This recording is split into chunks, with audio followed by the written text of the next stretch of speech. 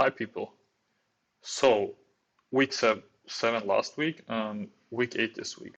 Essentially, the regular season is coming to an end. I'm up 5-2, so I know I'm gonna finish regular season with a positive record, which helped. Like it took a lot of pressure off of me.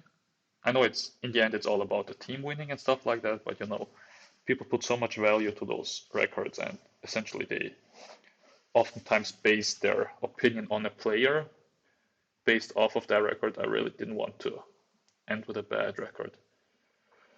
So knowing that I'm at least going to be positive helped me be a lot more confident and comfortable.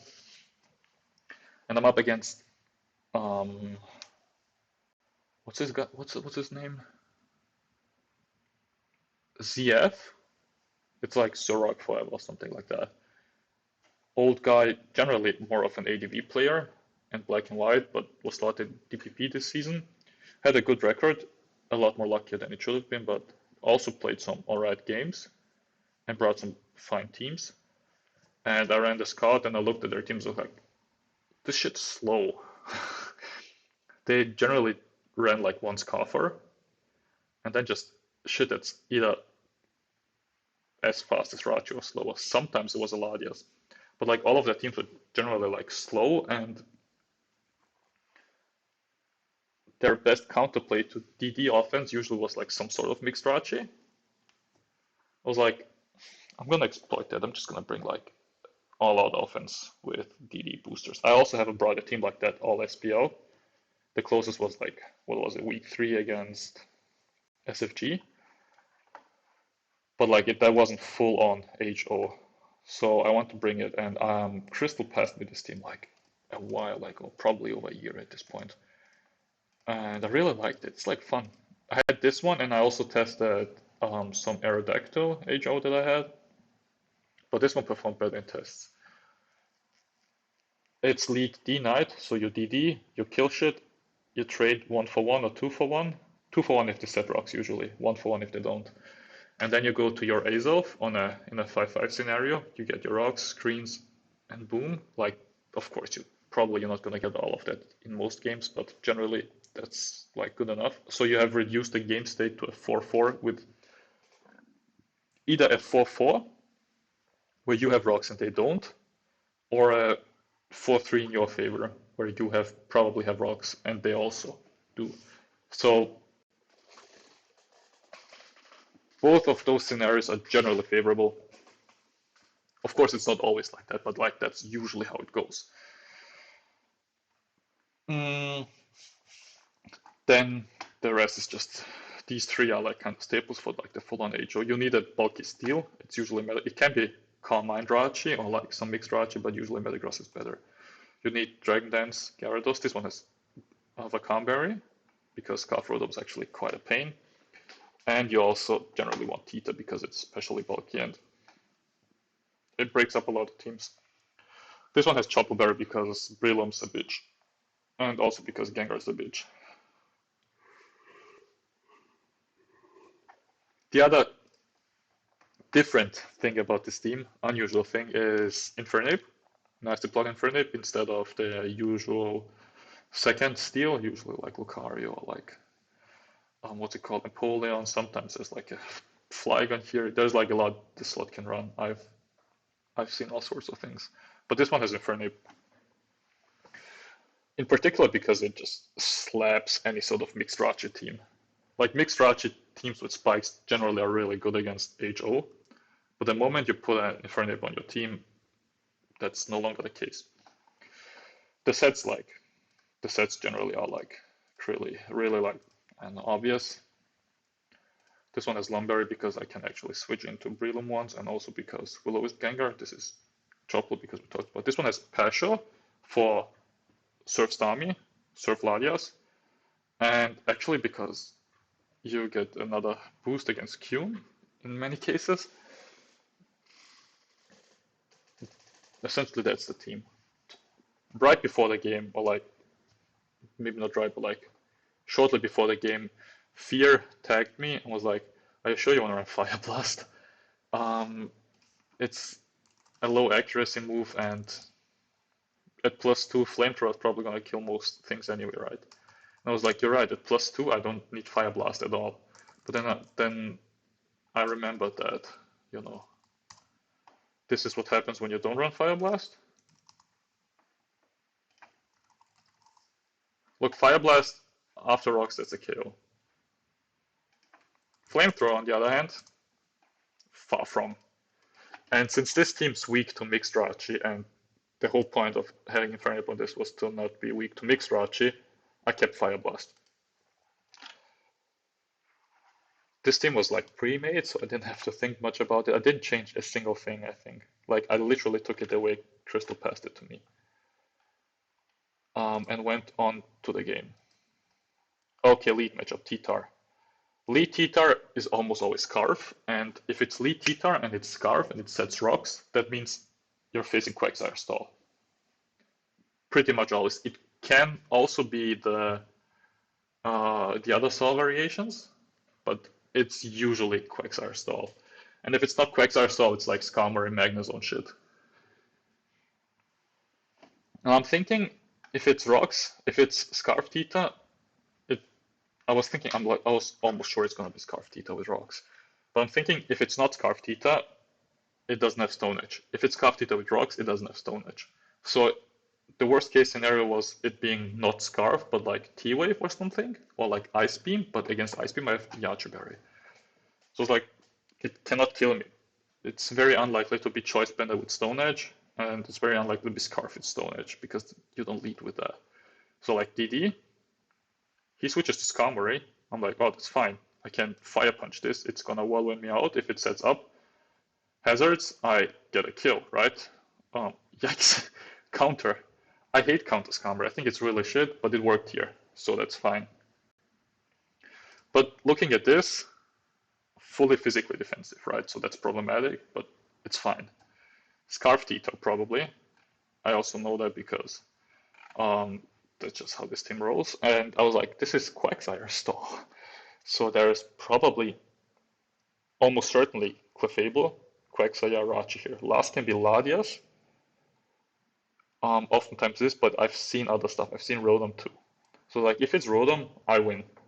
I immediately, like, I set up with Infernape, I win, right? If it's Ladias, it's a little more problematic, but I can win with a combination of Infernape and DD Tita, right? So I go to Infernape, I Fire Blast. I didn't want to be too aggressive on that one turn. I didn't want to risk any nonsense. And also because if I Fire Blast this and set up, look, it's after rocks. Before rocks, it's 25% chance to KO. If I Fire Blast, I always KO. So like, I'm gonna go for the sweep on another point in time. He goes T-Tar. He doubles out, probably scouting the Mach Punch. I go Azelf. I was like, oh, this is perfect. I went Azelf because I thought he's gonna either EQ or set rocks. He doesn't click crunch there, right? So I ran some cogs. I was like, Azelf, blank set, max HP, right? Rotom Wash, OU defensive. Thunderbolt does jack shit. Shadow Ball, because I know they run Shadow Ball to hit Breloom sometimes, because Quagsire teams suck into Breloom. Like, I live. I set rocks, I set up rocks, I set up screens, and then Infernape just sweeps. I'm so happy, I'm feeling so good. If you look at +4 here, where is it? Clefable, OU support. Look at this. This is almost, then they generally do not run max SDF anymore, right?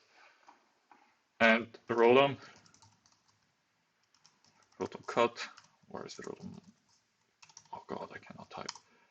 If you look at Shadow Ball behind the light screen, look at that, that's jack shit. I can easily nasty plot twice and just sweep, right? And I need to hit one Fire Blast against Rotom, one against Clefable, and I think Skarmory dropped to Vacuum Wave at +4, if I remember correctly. Yeah, so I needed to hit 2, maybe 3 Fire Blasts if they have, you know, I don't know, something else that can tank any other hit. So I set up rocks. I was like, I'm gonna light screen the next turn because if I light screen first and set rocks, there's a chance they switch out, and I do not get infrared against Rotom. But they crit, which fucking sucked. Okay, that's really bad already. But again, of course, Infernape still looks good. I was thinking they probably switch out here. Like, they've seen my team, right? There's an Azelf, there's a Dragonite, so it means there's probably also either a fighting type or a Scarf or a DD Gyarados there. So they probably switch out, right? So I nasty plot, they stay in, but I consider it was like, it's fine if they stay in, I still get KOs, right? I still kill at least 1 or 2 months. I click Fire Blast and I miss. I fucking suck so much. That was like the worst possible miss there, right? Of course, at that point I'm thinking, I no longer win. Like, I have Metagross, Gyarados, DD T-Tar against probably a Quagsire, against a Restock Rotom, against a physically defensive Skarmory. There's no way I win, right? There's just nothing I can do, and but I'm trying my best. I was like, maybe I can force something with T-Tar, like IDD, hoping they switch out, expecting a Lumber, which they do. I kill with Fire Punch. They go Gliscor. I Aqua Tail. The reason for that is like, if you look at OU Dragon Dance, Gliscor, OU Starbreaker, I have Aqua Tail.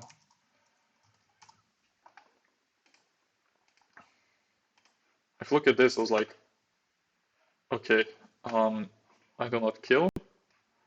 +2. It's a roll. And there's a high chance they have more than that. And if they're like Impish, which a lot of them are, I no longer kill at +2. So like, I'd rather take the guaranteed 2-hit KO with Aqua Tail instead of maybe killing at +2. In hindsight, probably not ideal, because it also meant that if I kill this, T-Tar is a speed type, but it also meant, look, if I went to, if we look at Quagsire here, Crunch at +2 does a lot of damage if it's like careful, which they generally are. So I should have DD'd here there, again, but I didn't know the set, so it's a hindsight play. I thought it was going to be a lot more bulky. I thought it was going to be Impish. I crunch, I kill this, they reveal Quagsire. I have to go Gyarados and then Metagross. My only way is forcing this out on a predicted boom and living long enough with Metagross while killing all the other shit so that like I can boom on Quagsire in a way, but obviously like they have more mons than I do. They have a useless Clefable, a useless T-Tar.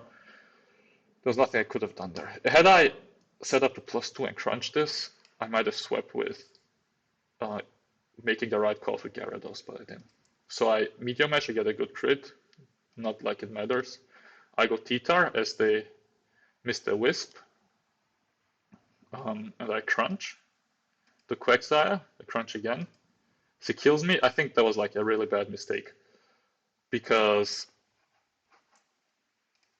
they always need to recover there. Essentially what they did was give me a way to win the game. Of course, I found out he's some more like physically defensive Quagsire, which I think, honestly, I think sucks. Like close to max def. But it had at least that much, right? Judging from the crunch rolls on Quagsire. I go to Metagross, thinking, oh shit, -1. I have a good chance to kill, even if it's max HP. Look, he was at 45. If I get that KO, I can win with Gyarados as soon as I set up, right? They have Shadow Ball. I can kill that, and I can just set up and win with Gyarados. And of course, I do not get the roll. At this point, I was so upset because this is like the second time I should have won the game. And he got a crit, a miss, And now this, and I was like, oh, this is just not fair. Of course, I got lucky to even get into this position after the miss. But honestly, I should have won turn one from, not turn one, but like, I should have won like the turn I went ace off against Roland. I should have just won the turn. But you know, that's how months go sometimes. He EQs, I need an attack race to win this. I miss the haze and I can no longer do anything, right? I explode on the Quagsire. I'm like, if I explode here and I flinch Clefable, I can still win, right? They go Rotom, I kill it. I couldn't set up because I was of a Cranberry and not Lumberry, so that was kind of shit. If I had Lumberry, I won there, but I didn't. They go T-Tar, I Dragon Dance, I kill, and I do not flinch, and that's it. That was the game. It's kind of shit because I made a really good call with the team, and honestly, they brought a passive team into heavy offense, and they should have lost that. But I relied on Fire Blast, which I guess it's my own fault. I should have listened to Fear. But this team really needs Fire Blast, otherwise Raj is kind of a pain to deal with. But that's what you get for running inaccurate moves, right? So at this point I'm 5-3. I was really hoping for like a 7-2 season because I felt like I was playing well and I was deserving that. But nothing to do here. So this is my first loss against Stall in SPL ever, I think, by the way. Just for everybody, trying to scout against me, do not bring Stall. I generally beat Stalls. So yeah, 5-3 going into week 9. We also tied the week, getting really unlucky in pretty much every game that we lost. So we should have won this week like 8-3 or something, but they just hexed the shit out of us. So our season was in jeopardy now after all of that bullshit, and the mood was down, and we were not in a good mindset anymore.